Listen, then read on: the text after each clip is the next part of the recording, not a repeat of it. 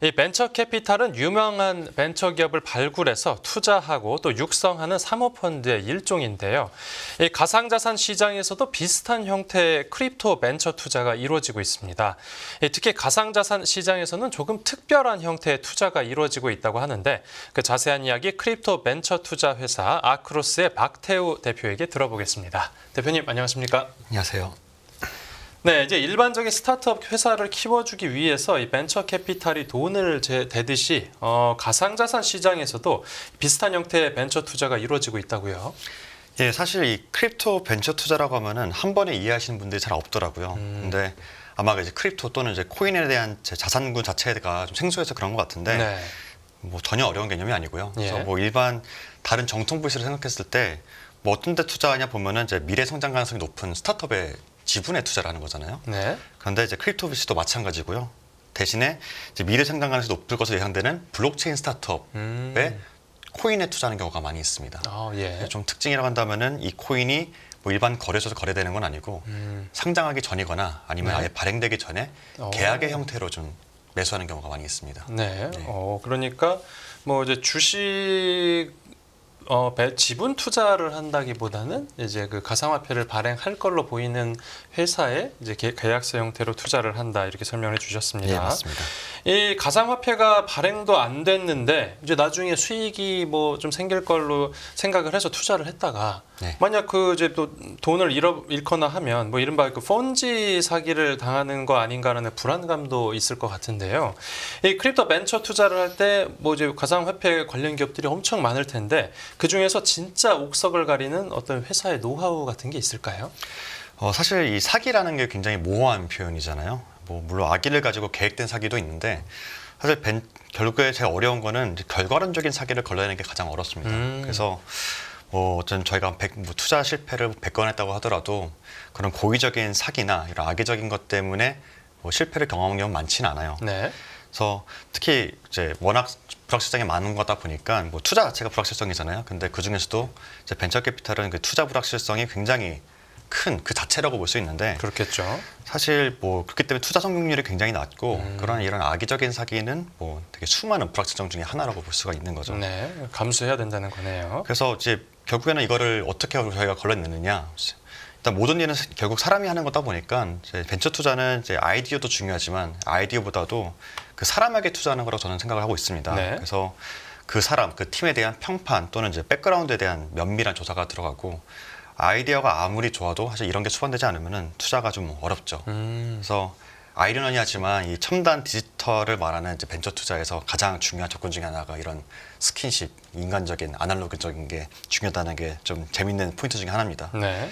그래서 물론 다른 VC에 비해서 그런 크립토 벤처 투자가 이런 위험에 노출될 위험이 좀 높은데 왜 그러냐면은 이 전 세계의 팀들이 흩어져 있거든요. 저희가 네. 국내 프로젝트만 투자하는 것도 아니고 되게 각지에 있는 여러 팀에 투자를 하는 거고 또는 익명인 경우도 많아요. 그래서 분명히 다른 이제 벤처 캐피탈 일반적 형태보다는 이런 사기를 당할 수 있는 위험은 높지만 그런 경우도 결국에 저희가 이제 백그라운드 체크를 하고 네. 레퍼런스를 보고 정 그런 게 어렵다고 하면은 어떤 기업이 또 여기에 투자를 했는지 사실 그 기업이 만약에 저명하거나 네네. 믿을 만한 곳이다고 하면은 뭐 저희 대신에 그런 거를 체크를 해준 거잖아요. 그래서 그렇죠. 그런 걸 간접적으로 체크하고 들어가는 경우가 많습니다. 직접적으로 또 평판 체크를 하고 간접적으로도 보고요. 네.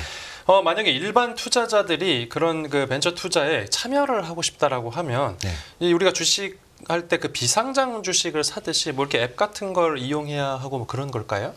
아까 말씀드렸듯이 사실 이 크립토 벤처 투자의 가장 특징적인 게 하나가 아직 발행되지 않은 토큰이나 코인을 산다는 것이거든요. 네네. 그래서 사실상 이제 일반 분들께서는 사실 여기 접근하기가 굉장히 어렵고 사실 어떻게 보면 굉장히 이제 정보 접근성이 굉장히 떨어지는 곳이라고 볼 수가 있어요. 그래서 네.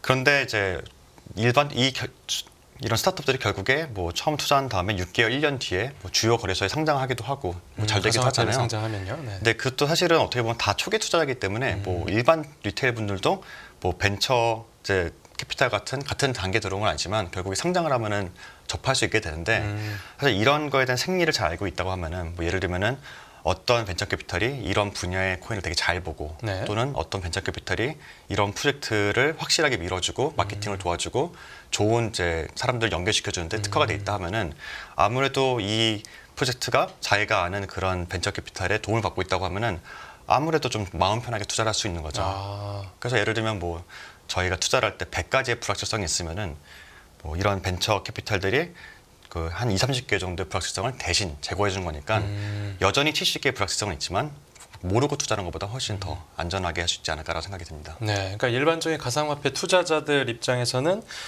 이런 그 벤처 투자 자체에 접근하기는 좀 쉽지 않지만 그래도 이 크립토 벤처 투자 생태계를 조금 알고 있으면 이게 투자를 할 때 팁을 얻을 수 있다 이런 설명이군요. 네.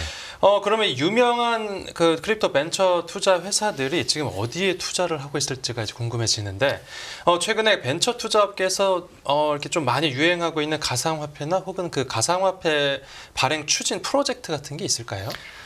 이거 말씀드리기 전에 사실 최근에는 그 토큰의 종류와 분야가 굉장히 다양해졌다는 걸 좀 말씀드려야 될 것 같아요. 네. 그래서 뭐 수년 전이랑 다른 거라 하면은 저희 웹3 업계라고 하죠. 이 블록체인 업계를 요즘에는. 그래서 이게 굉장히 고도화가 돼서 뭐 과거에 2017년 때는 뭐 비트코인, 이더리움, 뭐 리플 이 정도 큰 코인만 저희가 알고 있었는데 네. 지금은 이제 지갑, 금융, 뭐 게임, SNS 등 이제 IT 업계에 존재하는 모든 서비스가 블록체인 서비스로 재탄생을 하고 있고 네네. 이 서비스들이 다 코인을 발행을 하고 있어요.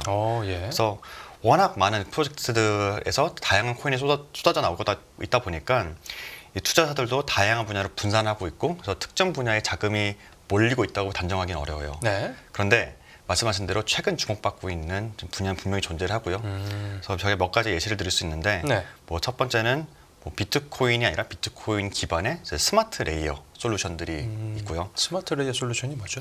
이 스마트 레이어라고 하면은 정확히는 스마트 컨트랙트 레이어인데 전 똑똑한 계약인가요? 네, 맞습니다. 네. 약간 스마트 컨트랙이란 단어가 생각보다 이렇게 좀 생소하더라고요. 네. 그래서 쉽게 말씀드리면은 알고리즘에 기반한 이제 전자 계약이라고 보시면 돼요. 아, 전자 그래서 계약이요? 뭐 예를 들면은 저희가 중고 거래를 어떤 온라인상에서 이제 온라인상으로 전자로 한다 하면 네. 그게 일종의 스마트 컨트랙이 될 수 있는 거고 뭐 간단한 예로는 중고 거래지만 이게 어떤 다른 비즈니스 계약이 될 수도 있고 네네.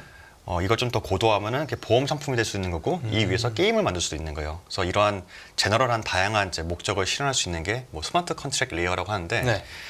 비트코인의 뭐 문제라기보다는 그 한계가 원래 비트코인은 송금 결제를 위한 코인이잖아요. 네. 메인넷이고 그래서 다양한 기능을 할 수가 없어요. 뭐 예를 들면 이더리움 같은 경우는 블록체인 기반의 다양한 스마트 컨트랙 기능을 입힐 수가 있어요. 게임도 할 수 있고 저희가 NFT도 발행할 수 있고 계약도 할 수 있는데 비트코인은 그런 기능이 하나도 없어요. 아, 그런데 비트코인의 장점은 사실 현존하는 명실상부한 이제 최고의 신뢰를 갖고 있는 비트코인인데 만약에 이 스마트 컨트랙을 이 영원 불변의 비트코인 메인넷에 이제 담을 수 있다면은 사람들이 더 뜨겁게 반응하지 않을까라는 그런 생각에 많은 솔루션들이 시도를 하고 있고 네. 그래서 비트코인의 신뢰성에 기반해서 이 스마트 컨트랙의 기능을 덧입힌 이 솔루션들이 많이 나오고 있는 거죠. 그래서 이런 것도 저희가 비트코인 레이어 2다, 뭐 네. 스마트 컨트랙트 레이어다라고 얘기하는데 이런 솔루션에서 발행하는 이제 코인들에 사실 상당히 많은 관심이 몰리고 있습니다. 그리고 그 기술을 개발하는 회사에 이제 관심들이 많다 그쵸. 이거군요. 네. 그리고요.